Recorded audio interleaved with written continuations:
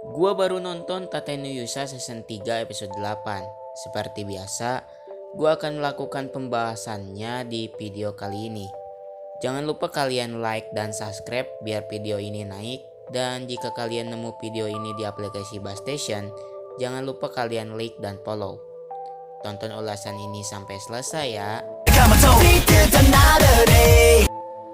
Tentunya buat yang belum nonton episode 8, lebih baik kalian nonton dulu karena video ini mengandung spoiler. Tapi gue akan usahakan pembahasannya gak cuma jadi storytelling doang. Jadi sebelum ke poin utama, alangkah baiknya kita recap dulu apa yang sudah terjadi di episode 7 kemarin. Jadi di episode kemarin hanya menceritakan keseharian di desa Naofumi. 2 bulan sebelum gelombang kehancuran, anak-anak manusia hewan mulai berlatih agar menjadi kuat. Suatu hari, peneliti monster dari kerajaan bernama Ratu Til tiba ke desa Naofumi untuk merawat dan meneliti monster yang ada di desa Naofumi.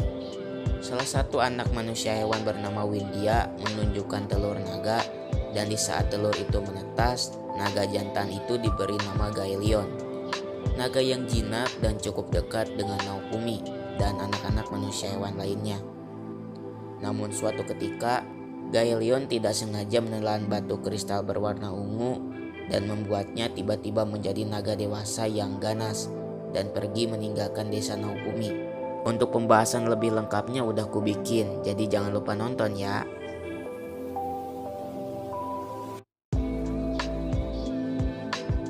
Sebelum Gaelion mengamuk dan membuat kepanikan di masyarakat, Naofumi punya ide untuk mencari jejaknya. Sebelum pergi, Rat menjelaskan kalau ras naga mempunyai sesuatu yang disebut inti kehidupan naga, dan kristal ungu yang tertelan Gaelion adalah inti kehidupan dari naga lain yang bercampur dengan Gaelion. Naofumi mengajak Raptalia, Ren, Eclair, Sadina untuk segera bergegas pergi. Namun sebelum mereka pergi, Eclair memberitahu kalau kondisi Pilo yang tiba-tiba mengkhawatirkan. Pilo mengalami kesakitan dan sebuah cahaya ungu muncul di balik bulunya.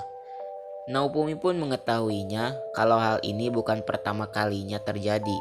Hal ini pernah terjadi saat Naofumi menghadapi Dragon Zombie saat menggunakan perisai terkutuknya saat di season 1. Ditambah kondisi sekarang, level Pilo terus menurun karena levelnya tertransfer ke Gaelion.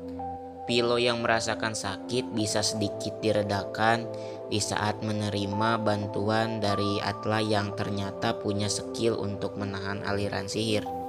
Naofumi harus segera pergi untuk mengejar Gaelion karena khawatir melihat keadaan Pilo. Namun Pilo memaksa Naofumi agar ia diajak olehnya. Naofumi sempat menolak, tapi pada akhirnya ia pun membawa Pilo yang emang tugasnya untuk menarik kereta Naofumi. Karena Atla bisa meredakan rasa sakit Pilo, membuatnya diajak Naofumi, yang membuat kakaknya yaitu Paul ingin ikut.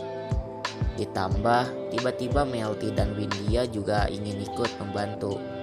Naofumi tidak punya pilihan selain mengajak mereka semua. Naofumi pergi ke arah timur, dan sesampainya di sebuah pedesaan, menurut penjelasan warga di sana, naga itu pergi ke sebuah gua yang mereka sebut Serang Naga. Keadaan Pilo yang memaksakan diri membuatnya tidak bisa pergi ikut bersama Naofumi dan yang lain. Pilo beristirahat di sebuah rumah di pedesaan bernama Melty, Paul, dan Atla.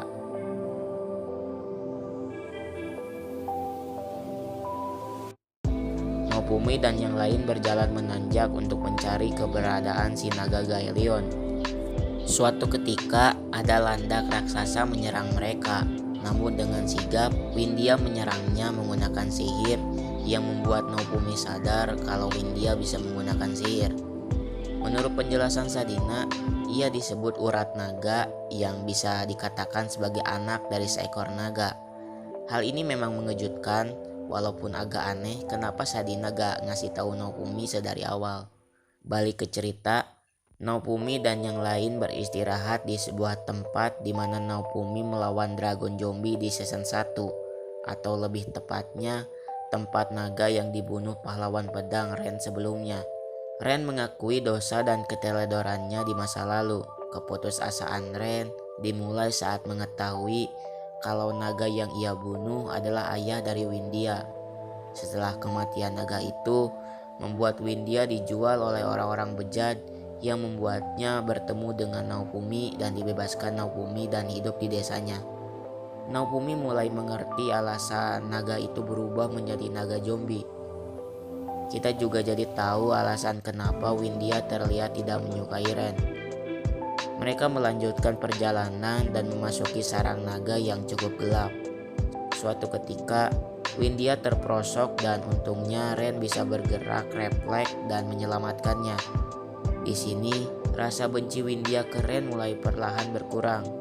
Setelah berjalan sedikit lebih dalam, akhirnya mereka bertemu dengan Gaelion yang terbang di atas kepala mereka.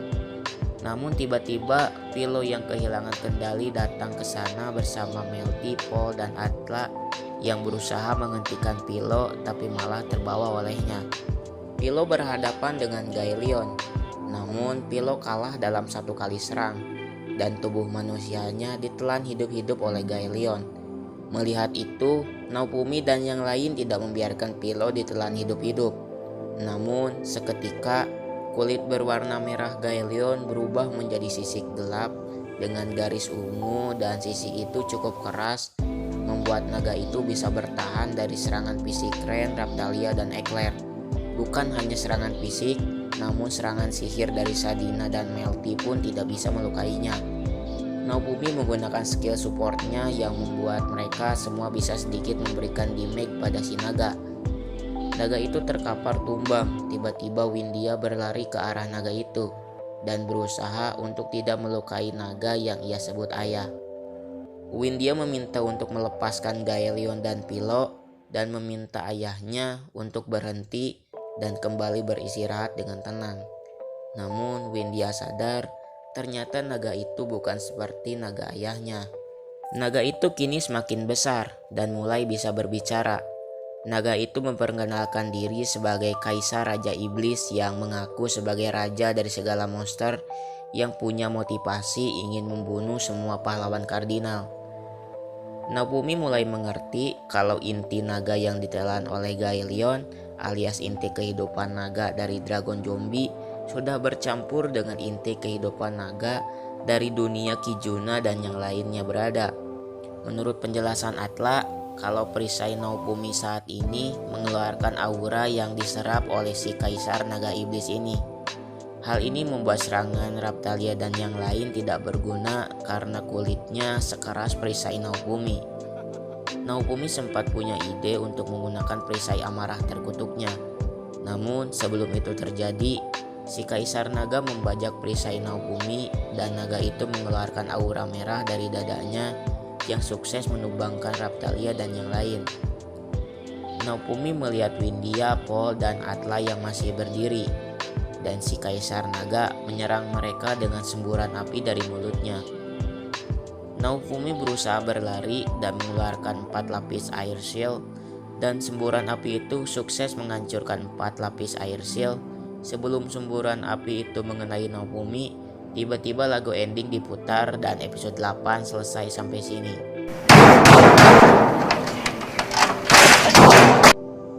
Ya segini aja storytelling kali ini. Gua minta maaf karena telat upload karena tenggorokan gua lagi sakit. Tapi gua berjanji akan membahas sampai tamat. Terima kasih sudah nonton sampai sini. Makasih juga buat yang udah like dan subscribe. Buat yang belum like, komen, share, dan subscribe, jangan lupa untuk melakukan hal kebaikan itu agar channel ini naik dan bisa berkembang. Gua Taufik undur diri dan selamat Natal dan Tahun Baru.